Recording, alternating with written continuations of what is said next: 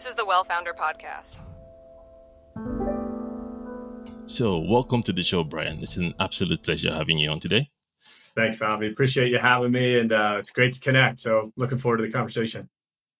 I am really looking forward. I did a little bit of research on you and your company, Optitude.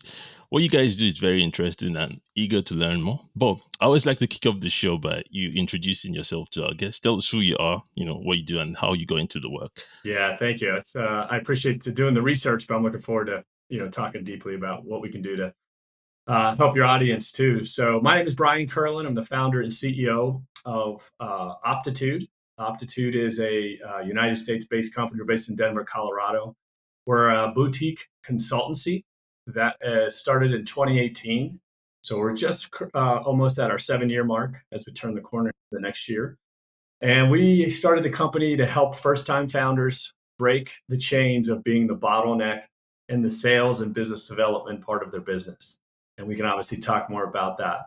And we definitely feel that it's a pretty significant problem. And companies that are in what we call the second stage of growth, between 1 and 10 million in revenue, sometimes before that too. But we found that problem to be pretty persistent. So we founded the company, and obviously, but then that's been our mission to help first-time founders break through. Very, very interesting. And when you say breakthrough, do you mean them?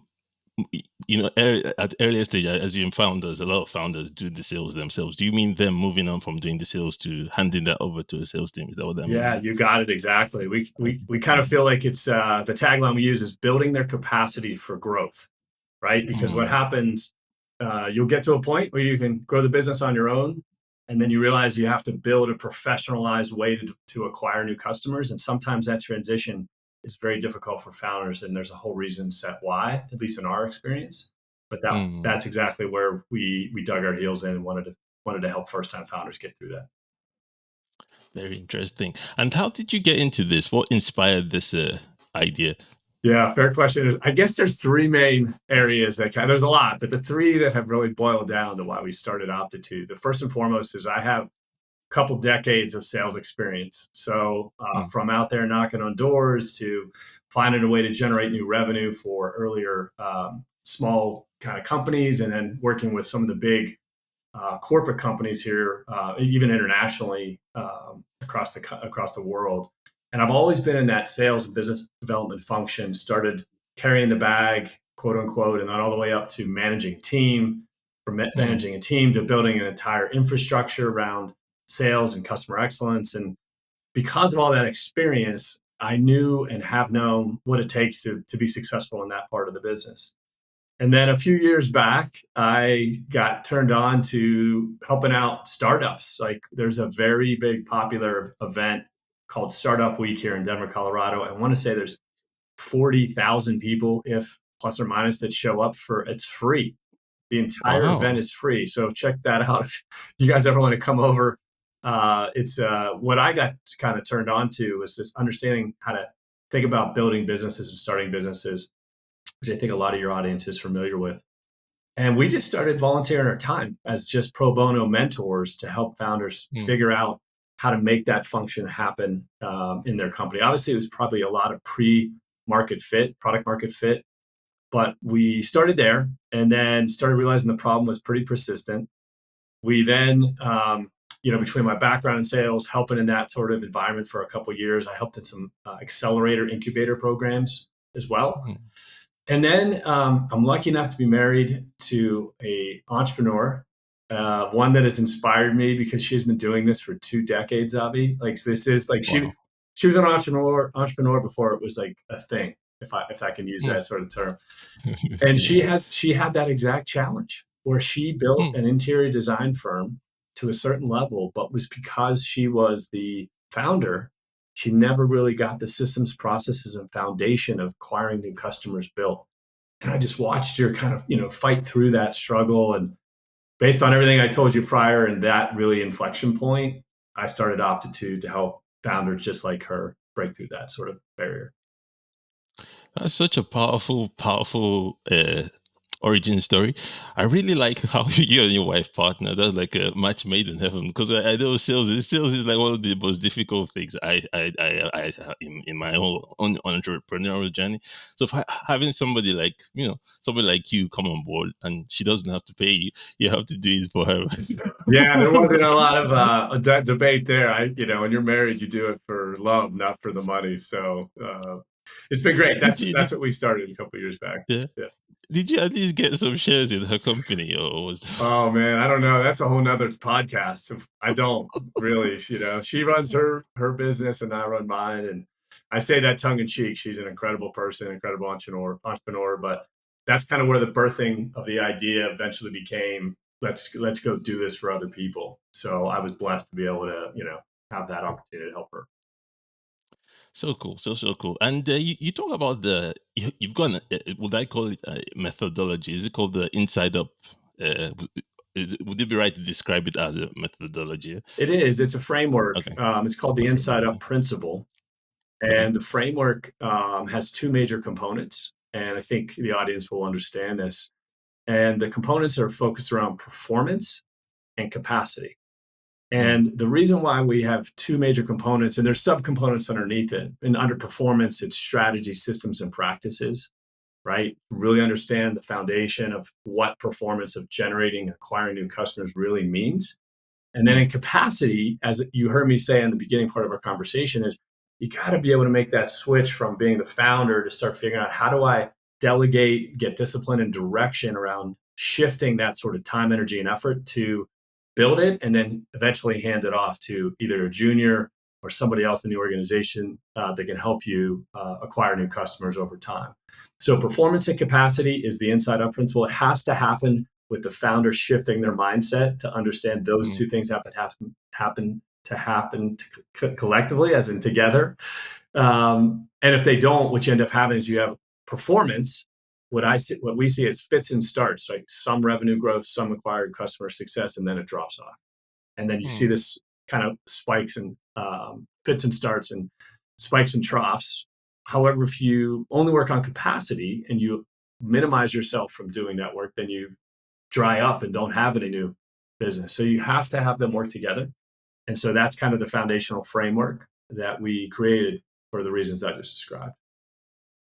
that is so cool. And I guess when clients come to you, they're like struggling, because I always like to know, how do you help your clients, or what kind of results do you help them get? I guess, are they struggling to get sales? Are they struggling to close deals, or are they just thinking, I want to hand off the sales to somebody else? Or what does that look like for you? Yeah, I guess everything you just said is like, yes, there's a variety of challenges that Really? happen. Some I see. people, you think about like a professional services expert, somebody that's a Mm, consultant, a designer, IT tech, engineer, architect. They usually have a really unique expertise, but they don't usually have the business or sales and business kind of background. Some do, but mm, a lot of them don't, because they're so good at what they do from an expertise standpoint. That usually shows up, and people coming to us just not having enough knowledge, and then therefore they don't know the skills to develop to help that knowledge change the behavior slash change the business. So we see it happen in that sort of area, which is a very focused area for our work in professional, what I call high end professional services, complex professional services. And then with tech founders, again, very similar, super savvy technologists, understand how to build software or solutions through technology, but may not have the experience in understanding how to, develop and create a functional business development, acquiring customers, go to market motion. And so it'll show up in a variety of ways. You're right. When the pain is the worst is when there's limited revenue coming in the door, right? For mm, obvious reasons mm, in the business stages we're talking. However, that's one part of when it happens. The second part that happens a lot when somebody shows up and wants to talk to us about helping them is they've gotten to a certain level of success. And I stated earlier, it's mm, between like 1 and 10 million of revenue, roughly 1 and 3, 1 and 5. And they seemingly can't get themselves out of doing the business development or acquiring mm. customers and revenue generation. So they've done it successfully to a point, but they've hit a ceiling. And what happens is that we refer to it as a bottleneck. They've kind of bottlenecked Mm. themselves into that role and don't know how to remove themselves from it. So those are the two primary ways. That is very, very interesting. I'm trying to picture a founder still at that level of revenue, still doing sales. Is that common? Yeah, I would have thought that at that stage you would have Yeah. handed that off to somebody. Yeah, it's a good question because it depends on what a term we use, maybe something your audience is familiar with. Depends on the average client value of what it is that Mm, they're offering the market. So let me give you a specific example. A lot of our clients have 100,000, half million, $1 million average client value, which is a very mm, complex sale, right? If you think about it, nobody shows up on a website and swipes a credit card for that type of work. so So true. yeah, it takes time to go through a sales cycle to do that. Uh, And if a founder gets to 1 million to 3 million, it doesn't take a lot of clients based on the average client value I just described to reach that number, right? So from that standpoint, they can get stuck because their service they offer is very high value. And so it doesn't take a lot before they get to that point. However, if it's a high turnover, more of a lower ticket item, then you'll see the problems we talked about much earlier, maybe even pre 1 million in revenue, to be honest. So it really depends on what they're selling and what the average client value is to the market. And the problem shows up differently at different stages based on that, based on our experience. That makes a lot of sense because obviously that's beyond me. My services are nowhere, nowhere near there. So it's like that makes it. If you're selling that kind of thing, then you do want to be involved in at least in the initial stages to get those sales through. So I guess when you come in, then do you help them with staffing as well, or do you just work with the systems and processes? Yeah, we don't do any direct recruiting. For example, we don't go out and search for talent, but we have Okay. partners. You can imagine the way that collaboration works in today's world. We have partners that are experts in finding sales and business development talent. Mm, That is their expertise. We have a few people in our partnership network that are really good at that. So we'll okay. introduce our founders that are in our community to those individuals. Now they're not obligated to work with them. It's just easier because there's a trusted relationship. They understand what the founders are going through, and that's one of the ways that being a part of the Optitude community allows people to say, "Hey, when I am ready to hire somebody, I'd rather have someone that has understanding how to go find that top talent." Very, very interesting. Very interesting. And I know, obviously, I'm a business owner myself, and there are some things that are difficult for me to let go. Yeah. So do you've touched about it a lot. Obviously, you're gonna meet some of this resistance, but how do you kind of convince them to let this go and then go do other things, basically? Yeah.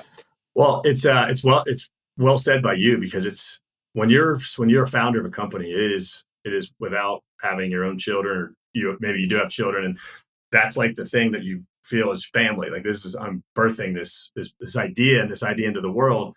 You don't want to let it go, especially revenue generation, because it's the lifeblood. Yeah. It's like the blood that goes through the heart of your business, right?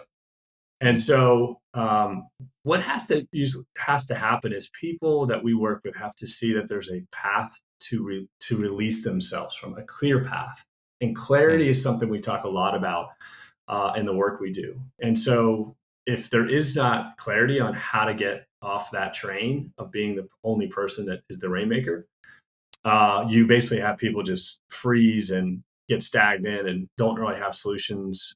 And so what we try to do is provide them clarity first before we do that work. mm, And more specifically, so let me give you an example.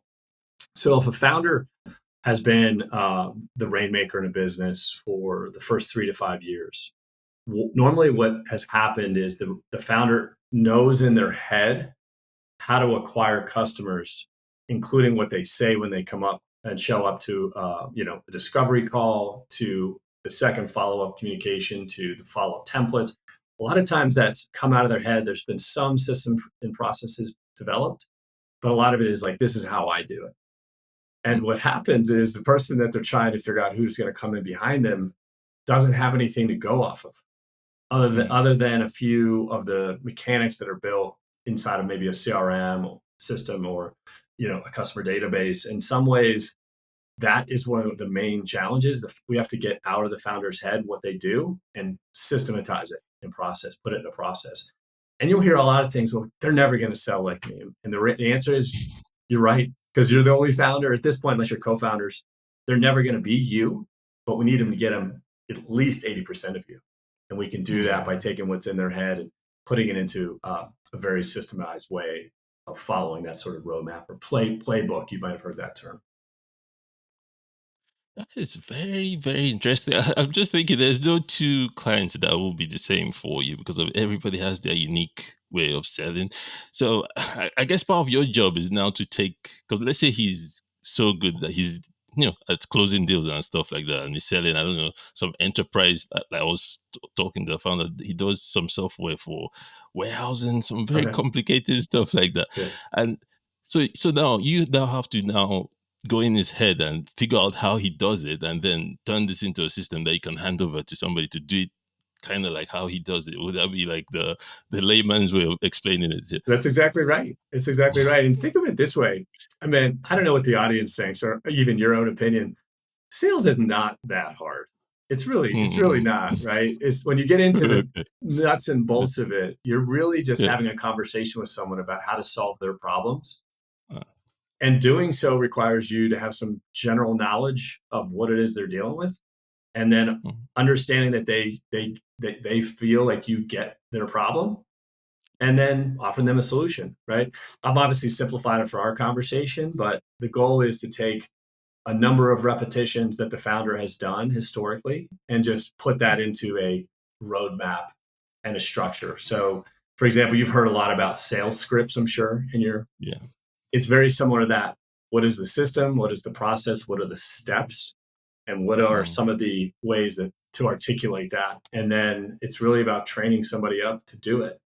Now you got to look for the talent that already has some of that core sales ability, but at least they have something to follow. And I do think oftentimes salespeople are very much coachable, trainable. They tend to be individuals that want to learn, want to grow.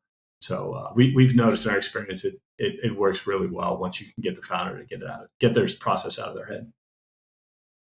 So cool. And I can see how valuable this is, especially with, getting the founder to the point where he's like, he's happy to, with whatever work you've done for them. That must be some big relief for your clients. Yeah. It is. I mean, you can kind of Mm. see they've had this scenario where they want to get out of doing it full Yeah. time, and it takes time. I tell a lot of our clients, and our team describes that it just doesn't happen in a flash.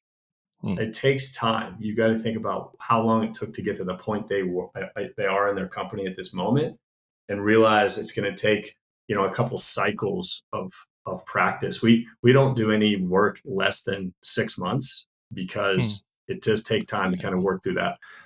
So we do feel it's not only possible. It's just have to set the right expectation. However, when they do move on, at least going from, for example, they go from fully into being the rainmaker to transition them slowly out of it. So let's say they're spending 80% of their time, then all of a sudden in 6 months it's 50% of their time, and then the following 6 months they're probably 25% of the time, and it kind of teeters there because you're founder, you're really never out of understanding what's happening on the revenue side, just not doing the day-to-day function as much. And then with the 75% they get back, it really goes to helping them think about where do they take the business going forward strategically, vision, other operational needs of the business. And so I guess they feel excited, of renewed Mm. energy, relief for sure if it's been a struggle. What we talk about is they get improved performance, they improve consistency. So there's, Mm. quarter after quarter starts to be more consistent.